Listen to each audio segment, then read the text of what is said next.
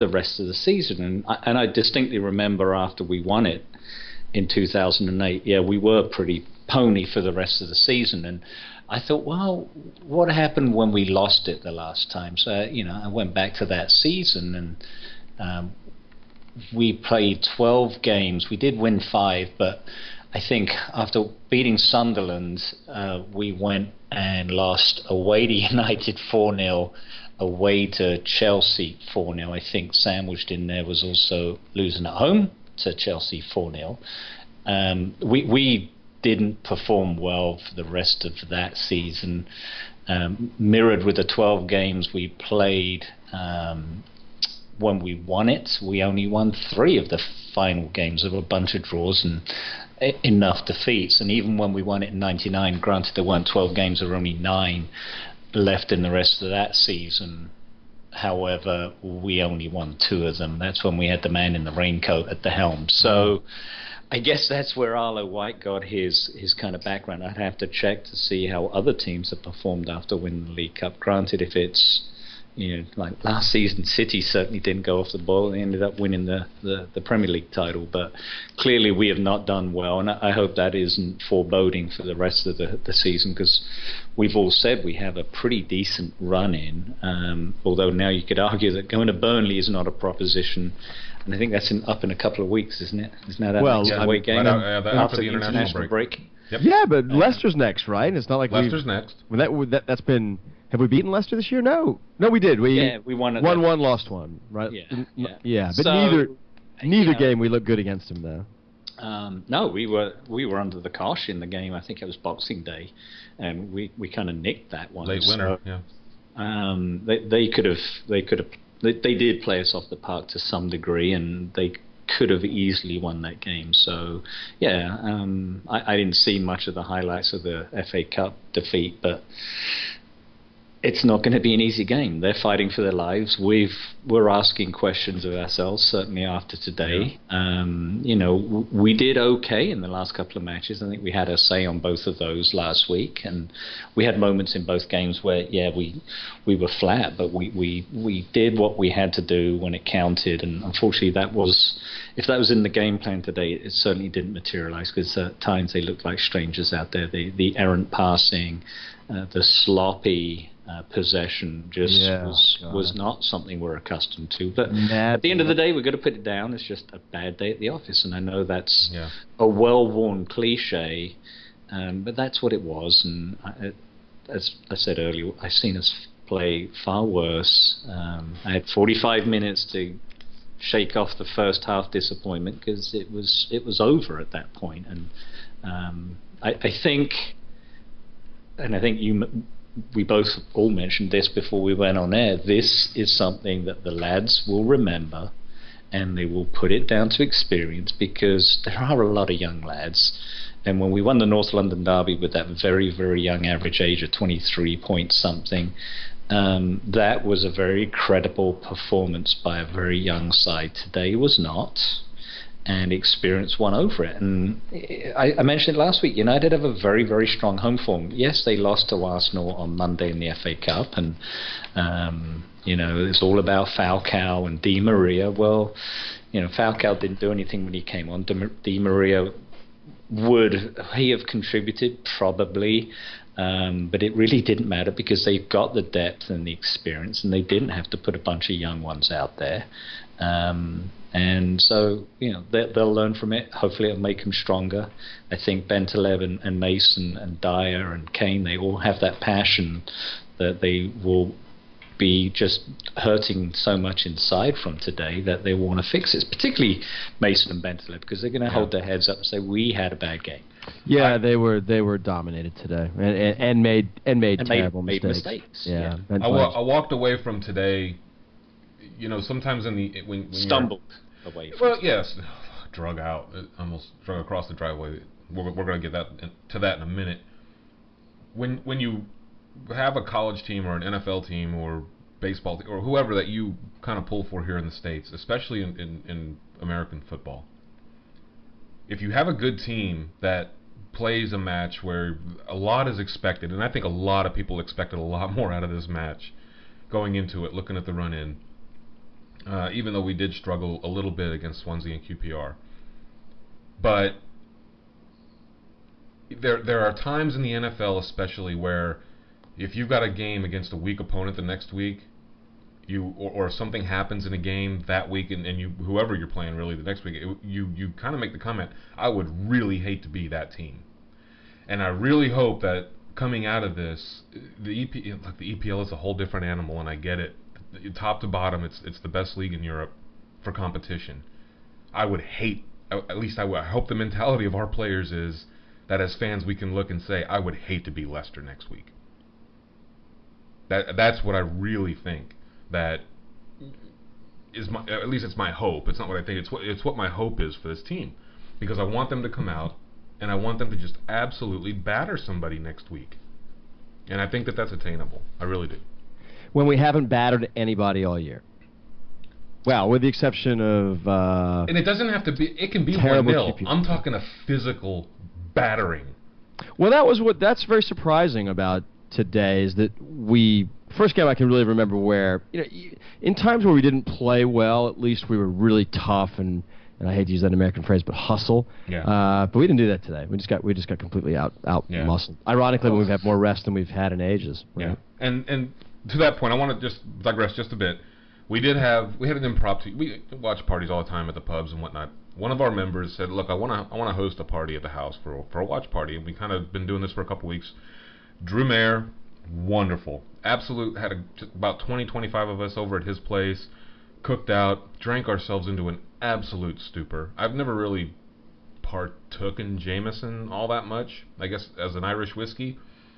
6 shots of that today. Oh, good God. 2 shots of something else that I have no idea what it is. Had a shot of, and it was cool, he had, the red Solo cups? He had little shot glasses of red Solo cups. It was the coolest thing I think I've ever seen. So we all had these little shot glasses of these red Solo cups. One guy brought a growler of something really good beer. Oh my gosh, it was good.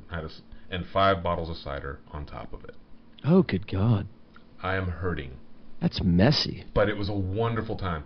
The match ended within 30 minutes. We had forgotten all about the match. We were singing in the 90th minute as a group. I've actually got it on my phone on tape. I need to actually figure out a way to put that on YouTube and get it on the link out because it was pretty cool. 30 minutes after that match, we weren't really even talking about the match. 3 hours later, we left, and there were still at least a good half of the people that started there that were still there at that point. Such a brotherhood, such a fraternity of people that really just genuinely enjoy each other's company and talking about Spurs and talking about football. And this podcast thing is kind of an extension of that. 3 guys sitting around doing nothing but talking Spurs. It's what we love to do. And I wanted to just give a massive shout out to Drew and his dad March. He did all the cooking while we were there, and just 2 wonderful people. Had a lot of good hugs, laughs, arms, around each other, and having good conversation. So I wanted to make sure that I got a really solid shout out to him because I really had just a wonderful time with everybody that was there today. But we've talked about these other leagues, and we've talked about no easy games in the EPL. When you look at Germany and Portugal and France, Italy, Spain, we talked realistically there's 5, maybe 6 teams that really can compete, and the other ones are there doing everything they can to make life difficult. But it's really going to come down to those top 5 or 6 teams. And the EPL, yes, you have your big dogs, but these Leicesters, Burnleys against City, Leicester, look, they did the business against Man United big time earlier in the year. They have, who's that winger they have that just was blowing our doors off the first time that we had? I cannot remember his name. I'll find it. Well, they just signed that forward on the last one, and he had pretty much an easy time with us as well. Right. Yeah, he's blazing fast up that right side. I'll find it here in a minute. There are no easy games. Nope. None. No, especially and if against you look teams at our that run-in, people are like, oh, we have such a great run-in. Do we really? Everton away, who all of a sudden is finding their form at the end of the season. Hull is never easy. They always come to play us because of the former Spurs players that are on that team. We have Stoke away yet. This Leicester match may be the easiest one we have. We still have to go to Newcastle. Never an easy place to play. Nope. So and we got the Timmy factor coming to town. And Villa coming to town with Timmy, and all of a sudden they look like they want to go out and be world beaters. Mind you, Sunderland, come on. I don't know. I wouldn't worry so much about Villa. You know what's going to happen, though? They're going to fire Poyet. There's going to be a brand new manager, and we're going to get the new manager effect for that game. And we'll lose 2-1. No. We don't have to play Sunderland again. Don't worry. Oh, we don't? And we don't have to worry about Villa and Sherwood, because he'll invariably have taken the England job well before then. He'll probably be wearing a backwards Tottenham gilet on the You know what? line too. I'll say this, and he does drive me crazy, but sports, irrespective of what sport you are, need characters like him. Absolutely. He gives us something to banter. Character. It's fun. Yeah, say what you will about him. He leaves us. I think he's kind of a miserable guy. Anybody that gets crossways with Glenn Hoddle is no friend of mine. So, but you need these polarizing guys, right? And my God, when was the last time the Villa scored 4 goals? They haven't scored more than 2 or 3 all season, right? I can't even remember the last time they scored 4. It was pretty pathetic. Stan Collymore said, I think he just tweeted, "I can't believe it," because he's a big Villa fan. Yeah. It's true. It's remarkable. I don't know if you saw the halftime scenes as the fans were pouring out in their droves from the stadium and light, and some of them were giving Gus Poyet what they were really thinking, which is kind of classless. But after 30-something minutes, there was half that stadium there. But stadium of shite. Sunderland go through that all the time. I think they've won 4 games all season. They are probably the only other team likely to get sucked into the relegation fight right now, other than the bottom 3, and I'm sure they're looking over their shoulder after what Burnley just did, shocking the champions. And I watched that game, and Burnley played extremely well. They were fun to watch. I'm not looking forward to going there, to be honest. No. Not at all. And I'm telling you, the Villa fixture, that's Sherwood's Super Bowl. That's his FA Cup. It is. Yeah. Absolutely. And he is going to fire them up for that. Oh, he will. And the cup match at Turf Moor was very difficult. And he'll be pandering to the crowd too. He will be. He'll be flitting about like he's. He's going to have a shit-eating grin on his face that whole match. Of course he will. You think of what are the English call is it Gillet or Gilet, right? I don't know how you pronounce it. The really vest? don't. Yeah, sleeveless jacket.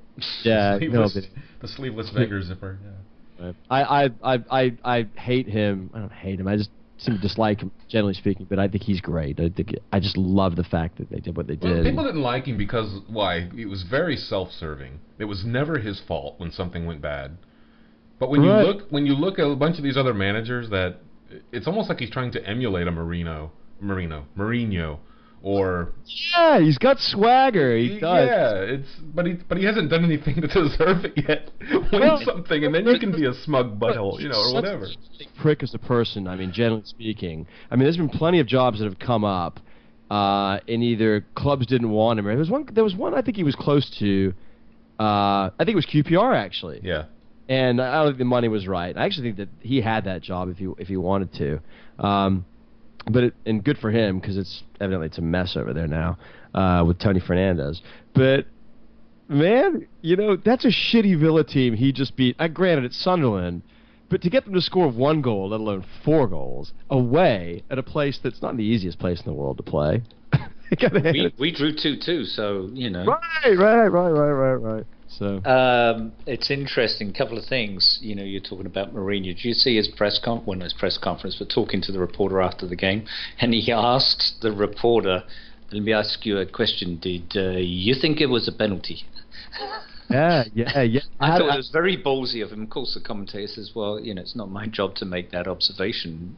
What did you think?" And Mourinho normally rattles off the minutes or the buses or the takeaway numbers. He's getting on the way home. But today, I thought he showed a little more humility than he has of late, considering how things haven't gone his way. And again, look at a team that has just won the cup and they've gone completely off the boil. Well, by some accounts, or a lot of accounts that I saw today, it seemed like Southampton were maybe even deserving of a win. I They think played better. Forster was clearly man of the match. He put in some great saves. So I say Chelsea's gone off the boil. You could argue they were unlucky against PSG, but PSG did what they had to do, and I think we're all glad of that outcome. But today, they